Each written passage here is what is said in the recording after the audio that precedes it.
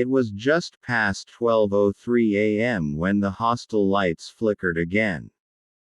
The old building at the edge of the city had a reputation no one liked to talk about openly. Officially, it was called St. Mary's Girls' Residence. Unofficially, students had another name for it.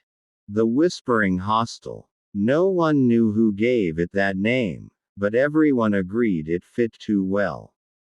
That night, 4 university girls were sitting in their shared room on the second floor. Aisha, Sana, Mahek, and Hira. They were supposed to be studying, but the storm outside had killed the internet and motivation at the same time.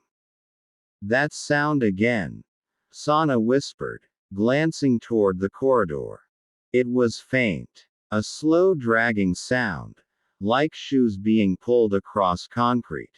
Mahek rolled her eyes. It's just the night guard.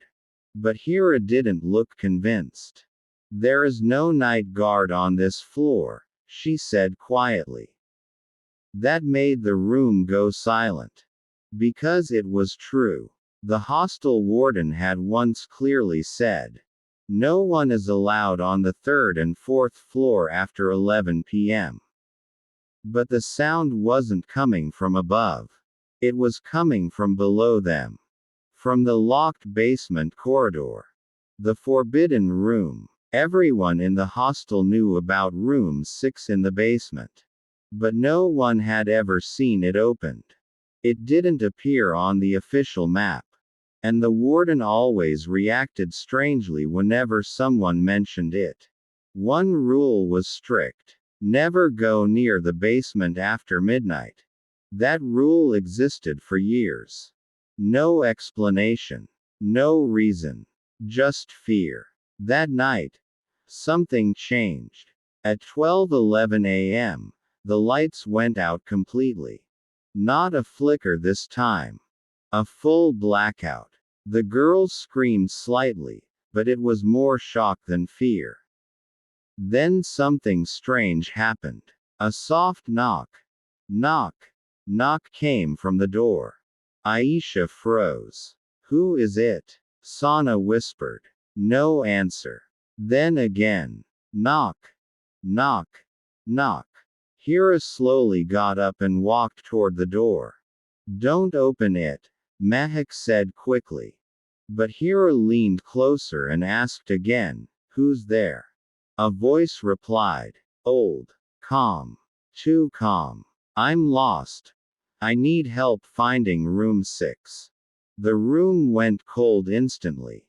No one spoke. Because no student, no staff, no living person ever asked that question. Hira stepped back. That's not funny, she said. But the voice continued, softer now. I've been looking for a long time. I think I'm almost there.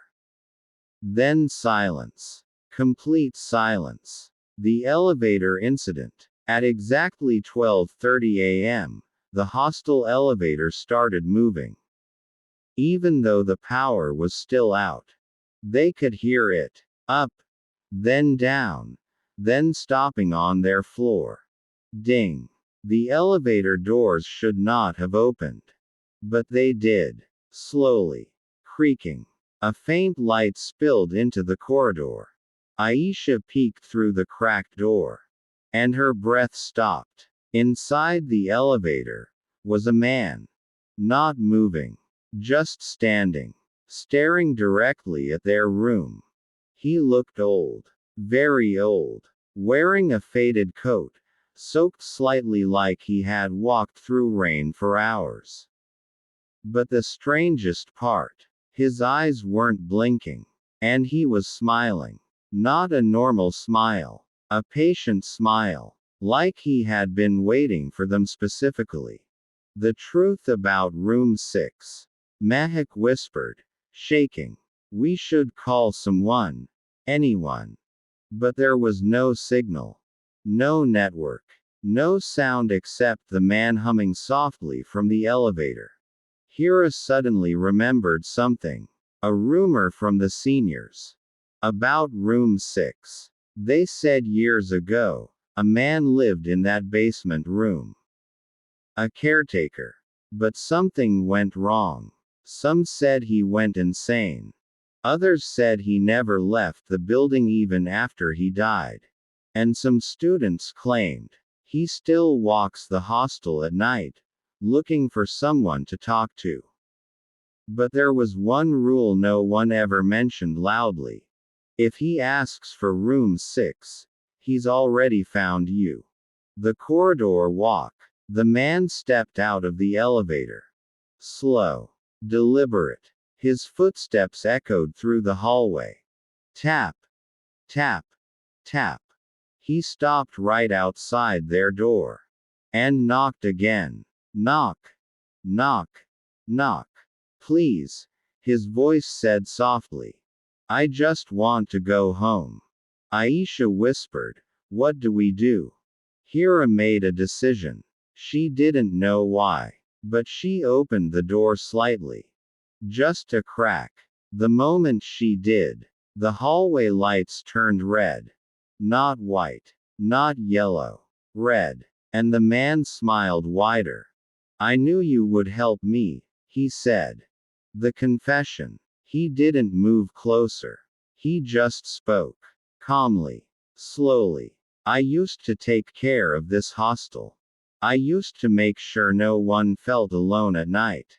He paused. Then his expression changed. But one night, I got locked in room 6. The girls felt their stomach drop. He continued.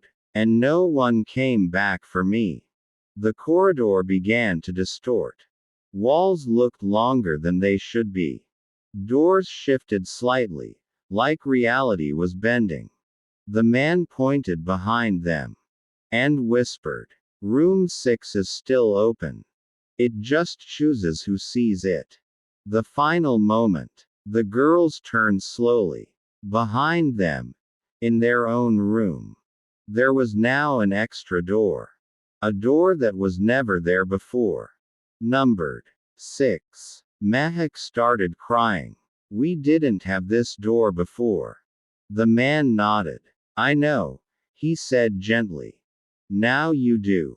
The corridor lights flickered one last time. And when they came back, the man was gone. The elevator was empty. But the door to room 6 was slightly open. And from inside, a whisper came.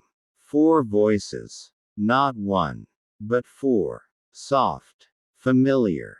Calling their names. Last line found in hostel records. The next morning, the warden found the girls' room empty.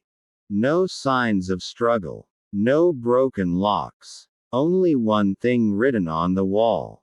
We helped him go home. And below it, a new name had appeared in the hostel register. Room 6 occupied.